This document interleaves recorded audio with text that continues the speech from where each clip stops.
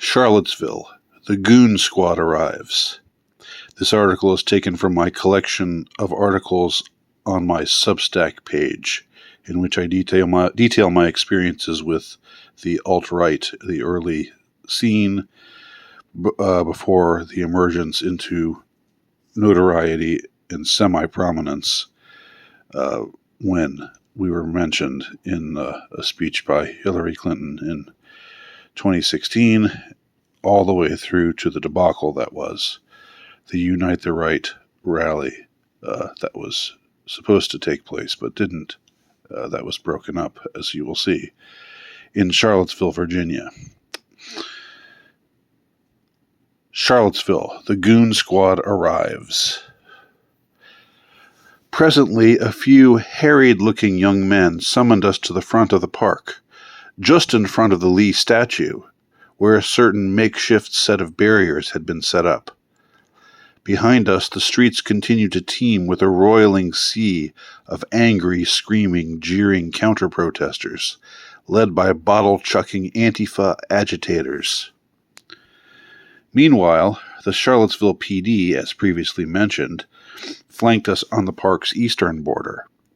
They all stood in a line and did absolutely nothing to attempt to contain the increasingly violently chaotic atmosphere, which, again, it must be pointed out, since it is a truth which flies directly in the face of all of the mainstream media's propaganda concerning Charlottesville, was entirely fomented by the lefty, quote-unquote anti-racist, Antifa-led counter-demonstrators, and not by the participants in the Unite the Right event. We reported to the appointed spot, and for a moment I began to think we would begin to see the show which had been advertised all along. Richard Spencer, whom I had once known and even called a friend, but who had essentially become a stranger to me by now, was up in front, dressed to the nines in a swanky suit and vest, flanked by several other men, including Nathan Domingo and Augustus Invictus, as well as a few others I didn't recognize. Clearly, these were to be the speakers of the event. Again, however, there was little time to relax, reflect, or contemplate the present state of things, nor even to wonder what was about to happen, because now an entirely new sight was greeting our peripherals. On the western edge of the park, we gradually became aware, an armored van had pulled up. From the back of the vehicle emerged something like 10 or 12 men. No one in the heat of the moment thought to count exactly how many there were. All of these men wore SWAT gear, helmets and visors, bulky body armor, and thick black boots. They strode RoboCop-like to the peak of the park, forming a semicircle just in front of Granite General Lee. Their stormtrooper get-ups made for ominous optics indeed, but perhaps they were there to finally provide some much-needed security, the sort that Charlottesville's quote-unquote finest, those standing idly by as the violent assaults broke out all around them, were proving conspicuously loath to offer. However, we were soon disabused of the notion that these hulking goons had arrived to help ensure that the rule of law was followed. One of these men removed his helmet and, reading off a piece of paper, delivered a terse, prepared address into a bullhorn. "This gathering," he announced, "has been declared unlawful by the Commonwealth of Virginia. You must disperse or you will be arrested." It was at this moment that I lost my cool. Up until now, I had pretty much behaved as a largely impartial observer. My sympathies clearly lay with the event attendees, but I have never been a rah-rah kind of guy when it comes to politics. The Antifa had shown themselves to be utterly despicable as per usual, but I had no interest in mixing it up with them or anyone else. I did, however, support the preservation of Southern heritage, and even more than that, I supported freedom of speech. And now, here these geared-up goons had just shown up, swaggered in, and abruptly pronounced that this lawfully scheduled rally, for which a permit had been secured from a federal judge, had, quote, been declared unlawful.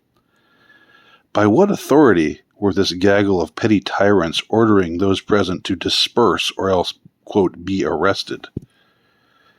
I vociferously expressed myself to such an effect to this legion of jackbooted goons. Unsurprisingly, the goons evinced no inclination to hear me out. The man with the bullhorn repeated his address, making the exact same rote pronouncement as before. When he again stated that the event had been, quote, declared unlawful, I shouted, "Why?" but got no answer. Richard and the other well-dressed men were busy making their own appeals. "You don't have to do this," one of them declared to the helmet heads, seemingly attempting to establish his pro-cop bona fides. Richard, for his part, strove for a sort of feudal diplomacy. "We aren't going to fight you," he announced, "but we're not going to leave." The state-hired SWAT stormtroopers weren't amenable to this proposal either. Instead, they began to march forward in lockstep towards us. Without even thinking, I linked arms with the others. We hunched down and did our best to stand firm, but eventually, using brute force and a few well-timed kicks at certain exposed legs, the goons soon broke our human chain. For my part, I fell backwards. My glasses flew off my face, and as I hit the ground, I felt sure for one dreadful moment that I would get trampled and possibly crushed. Luckily, someone grabbed my hand and pulled me up.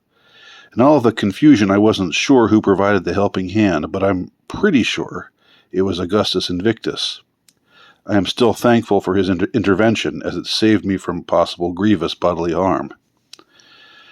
Having recovered my footing, I pulled my glasses off the ground — it was a small miracle in itself that they remained unbroken — and strode right back into the heart of the goon battalion.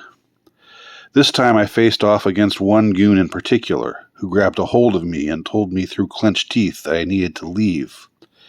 As before, he began pushing me back in the manner of a steamroller, with an aim to flatten that which was in its path. "Get your hands off me!"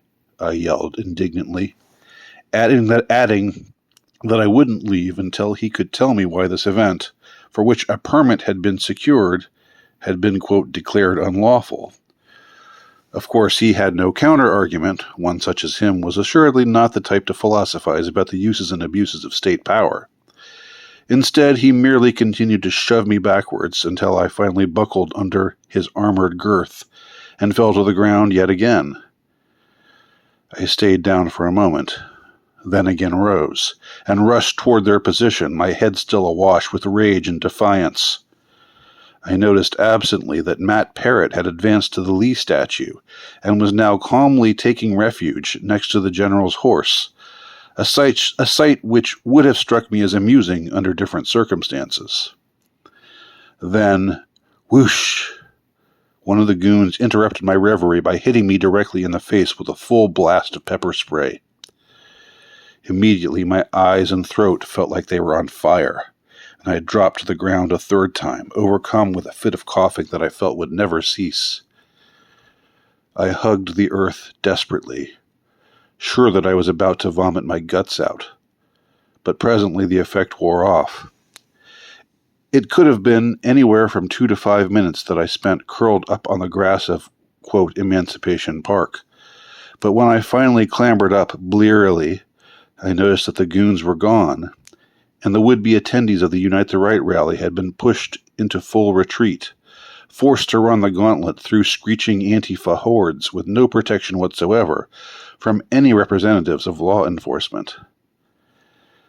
Thanks to the violent counter-protesters and the do-nothing Charlottesville cops, things had gotten quite needlessly out of hand.